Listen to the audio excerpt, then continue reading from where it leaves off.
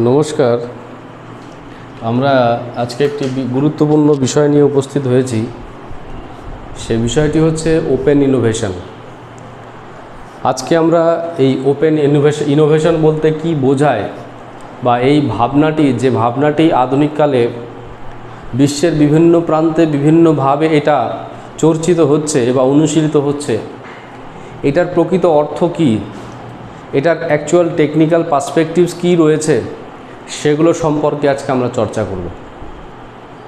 তো যাই হোক, শুরুতেই আমরা এখানে একটি শব্দের সাথে পরিচিত হয়ে নিই, সেটা হচ্ছে ওপেন, এবং দ্বিতীয় শব্দটি হচ্ছে ইনোভেশন।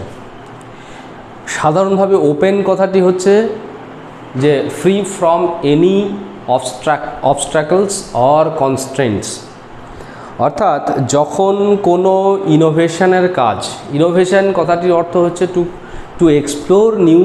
Explore something new.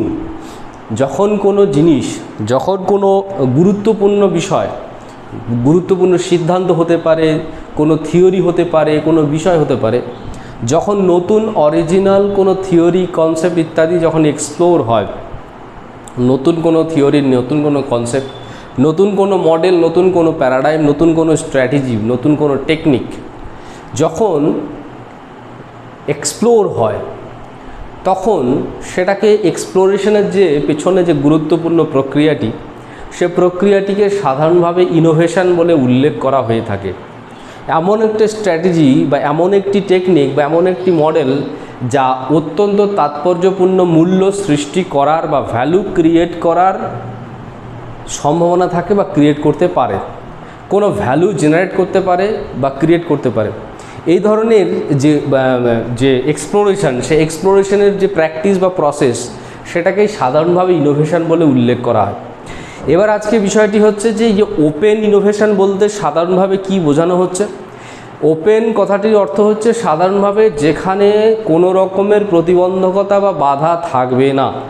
অর্থাৎ এখানে কী ধরনের বাধার বা প্রতিবন্ধকতার কথা বলা হচ্ছে, যেখানে এক্সটার্নাল রিসোর্স, অর্থাৎ for the purpose of innovation or exploration some new concept or new thoughts.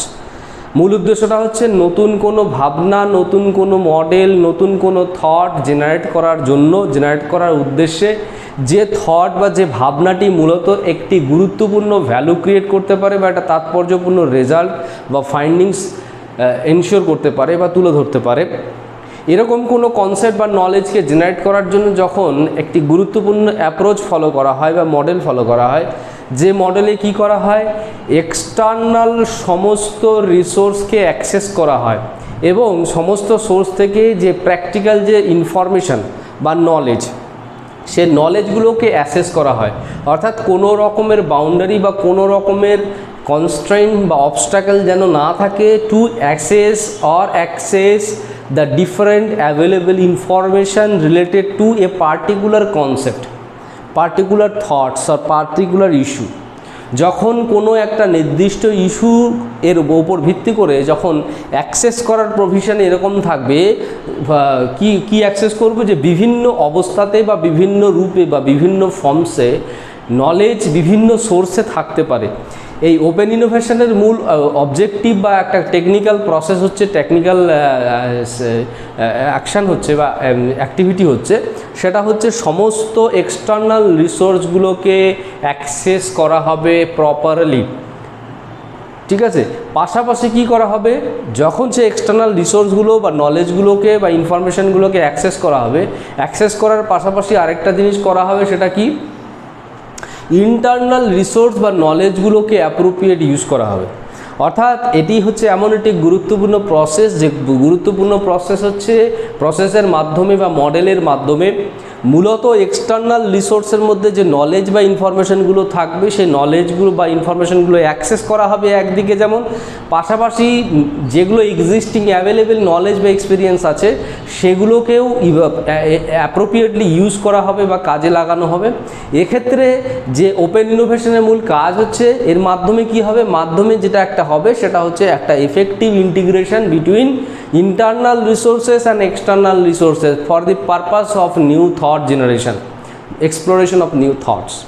তো ওপেন ইনোভেশন বলতে সাধারণত বলছে যে নতুন কোনো থটকে ইনোভেট করার জন্য, নতুন থটকে এক্সপ্লোর করার জন্য, নতুন থটকে বাইরে বের করে নিয়ে আসার জন্য এখানে কি করা হচ্ছে, এখানে যেটা করা হচ্ছে সেটা হচ্ছে ইন্টারনাল আর অ্যাভেলেবেল রিসোর্সেসগুলোকে প্রপারলি ইউজ করা হবে, কাজে লাগানো হবে, ইউটিলাইজ করা হবে। তার পাশাপাশি যেটা করা হবে, ডিফারেন্ট এক্সটার্নাল সোর্স থেকে যে ইনফরমেশনগুলো আসার সম্ভাবনা রয়েছে সে সম্ভাবনাটা যাতে যথার্থভাবে অ্যাক্সেস করা যায়, সেক্ষেত্রে যাতে কোনো রকমের বাধা, কোনো রকমের অবস্টাকল, কোনো রকমের ব্যারিয়ার্স না থাকে, সেই ব্যারিয়ার্সগুলোকে ওভারকাম করে, সেই বাধাগুলোকে উপেক্ষা করে সেই যে এক্সটার্নাল রিসোর্সের যে ইনফরমেশনগুলো সেগুলোকে যেন ইউজ করা যায়, কাজে লাগানো যায়।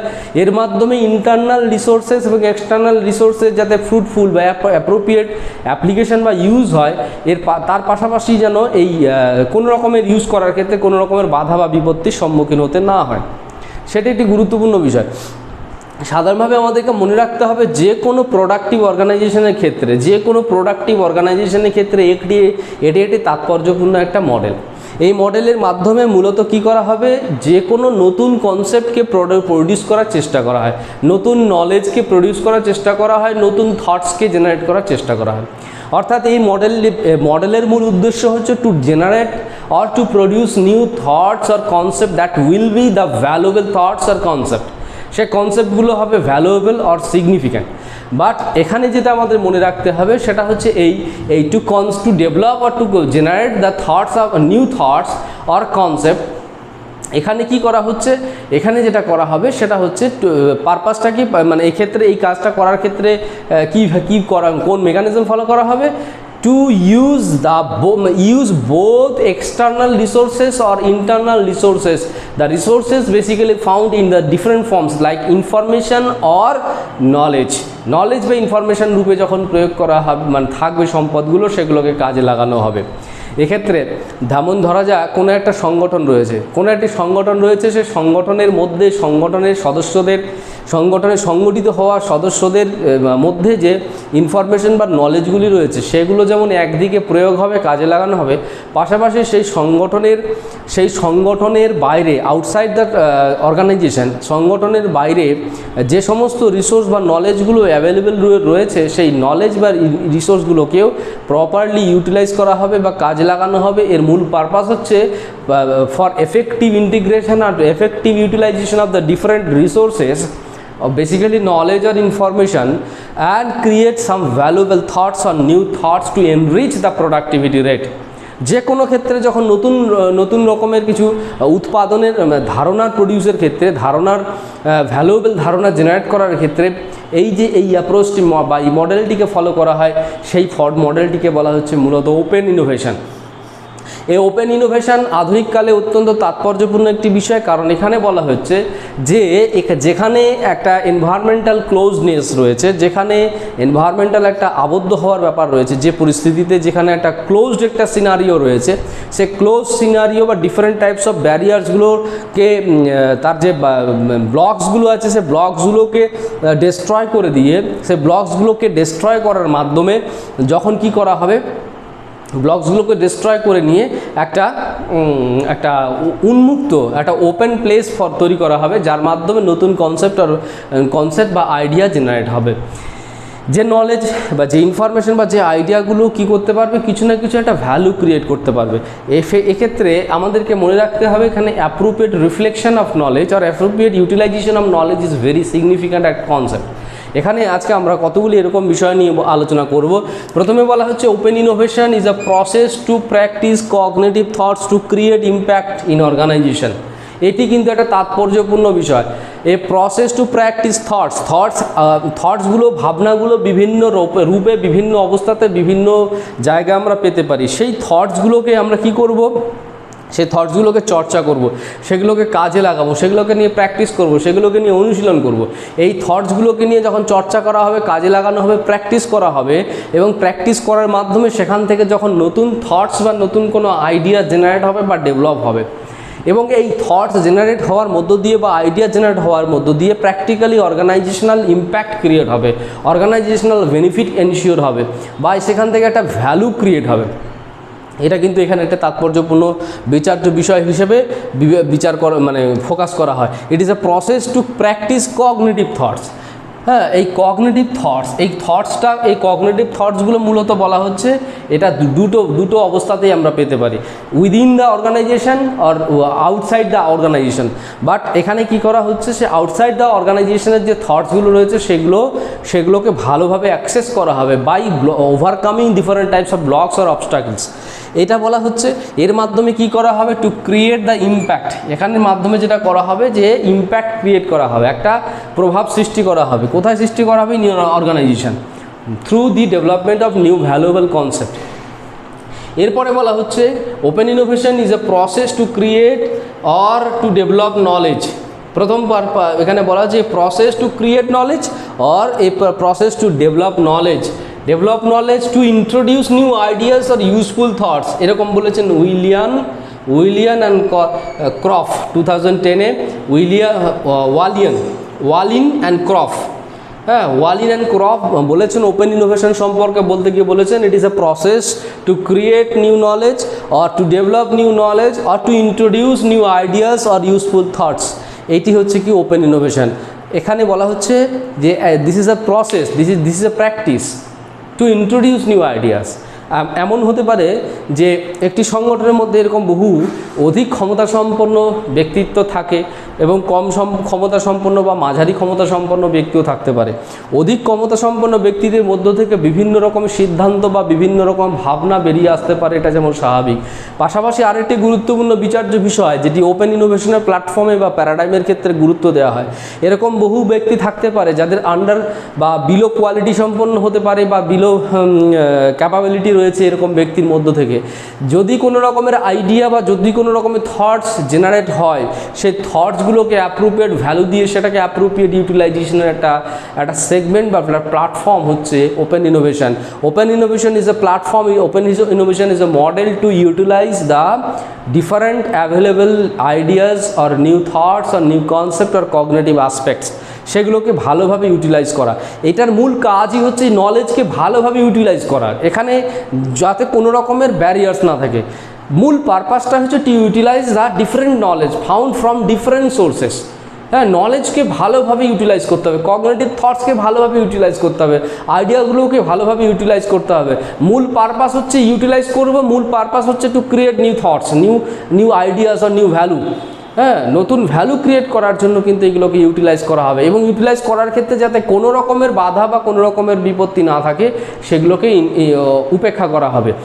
কখনো কখনো দেখা যায় যে ডিসিপ্লিনারি ব্লকস থাকতে পারে। কোনো একটা ডিসিপ্লিন, ফিজিক্সের কোনো কনসেপ্টকে আজকে একটা সোশ্যাল সায়েন্সের কোনো একটা ডিসিপ্লিন সেটাকে ইউজ করতে গিয়ে বিভিন্ন রকমের যদি ইতস্ততা বোধ করে, তাহলে সেক্ষেত্রে ইনোভেশনের যে জায়গাটি, সেই ইনোভেশনের জায়গাটি কিন্তু সেরকমভাবে এনরিচ হবে না। এমনটা হতেই পারেন, সেটা যে হবেই সেটা 100% নাও বলা যেতে পারে, কিন্তু এমনটা হতেই পারে যে integration of social science and physical science, or the concept of the social science, concept found from the social science and concept found from the physical science বা লাইফ সায়েন্স, সেখান থেকে যে থটসগুলো বা ইনফরমেশনগুলো পাওয়া যাবে সেগুলোকে যদি কোনো রিসার্চার বা এক্সপার্ট ব্যক্তি যদি সেগুলোকে প্রপার ইউটিলাইজ করে, প্রপার ইন্টিগ্রেট করে এবং অ্যানালাইসিসের মধ্য দিয়ে সেখান থেকে নতুন কিছু দিক উন্মোচন করার চেষ্টা করা হয়, নতুন আইডিয়া বা থট এক্সপ্লোর করার চেষ্টা করা হয়, তাহলে সেখান থেকে এক্সপ্লোরেশনের একটা সম্ভাবনা থাকতে পারে।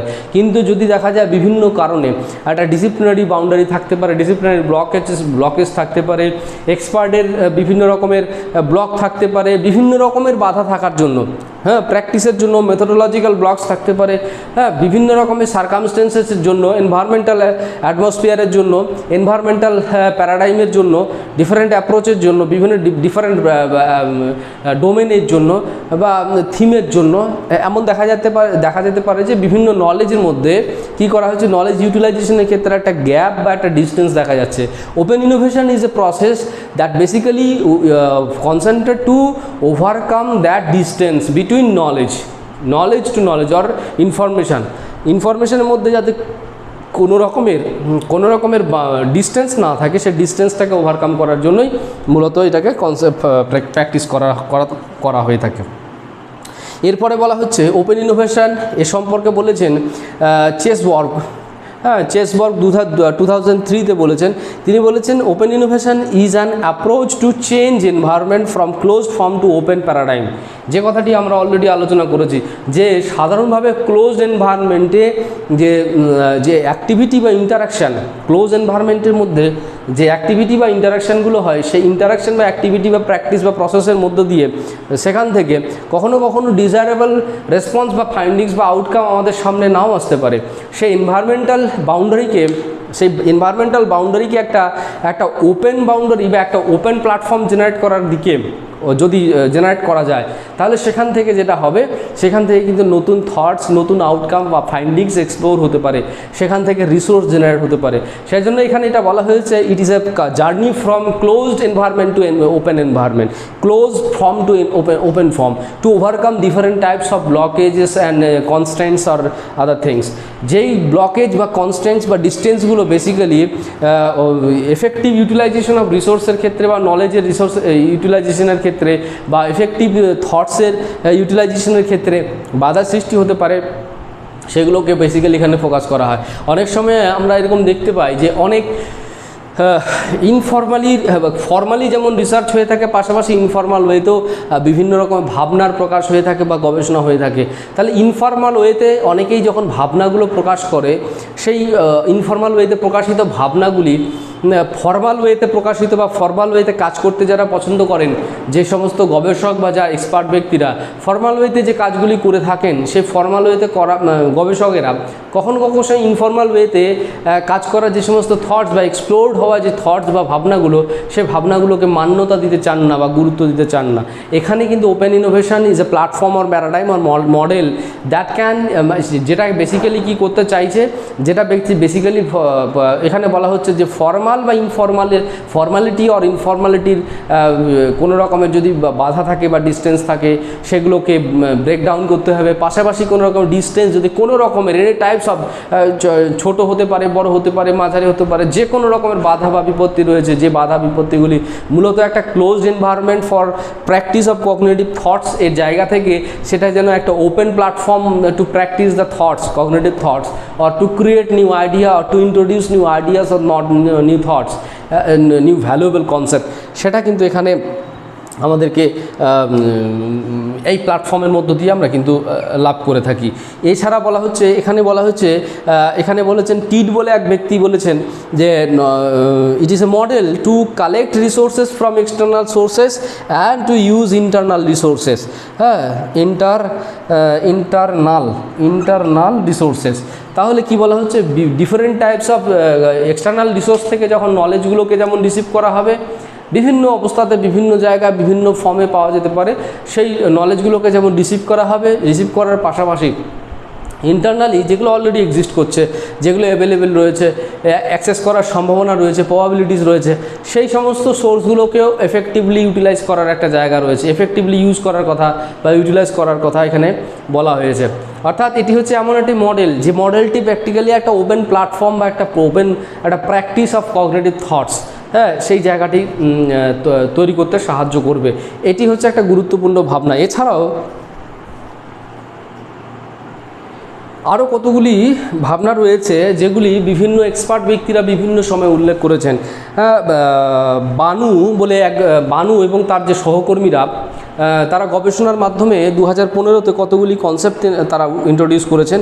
বলেছে it is a paradigm to combine human resources. এখানে কি বলছে, it is a paradigm to combine human resources, human রিসোর্সকে কম্বাইন করা।